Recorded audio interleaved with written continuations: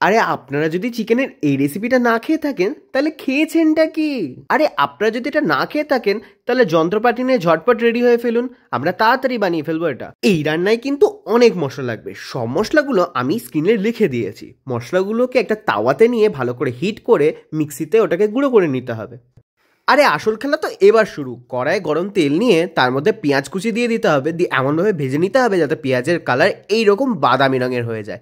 এরপর একটু হলুদ দিয়ে নিতে হবে, স্বাদ মতো লবণ দিয়ে নিতে হবে, আর নিয়ে নিতে হবে টমেটো কুচি। এবার ভালো করে রান্না করে নিয়ে একটু জল দিয়ে আবার ভালো করে নেড়ে তারপরে কাশ্মীরি লঙ্কার গুঁড়ো, তারপর ভেজে রাখা গুঁড়ো করা সেই মশলাগুলো, আর নিয়ে নিচ্ছি চেরা কাঁচা লঙ্কা। এবার তেল কষিয়ে নিয়ে আদা রসুনের পেস্টটা দিয়ে নিলাম, দিয়ে একটু নেড়েই ওর মধ্যে যা মাংস ছিল সেই মাংসগুলোকে দিয়ে মাংসগুলোকে ভালো করে কষিয়ে নিলাম।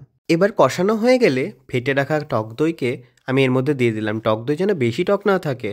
আবার টক দই বাটিটা একটু জল দিয়ে ভালো করে ধুয়ে মাংসের মধ্যে দিয়ে 15 মিনিটের জন্য ঢাকা দিয়ে রেখে বাটার দিয়ে সার্ভ করে দিলাম।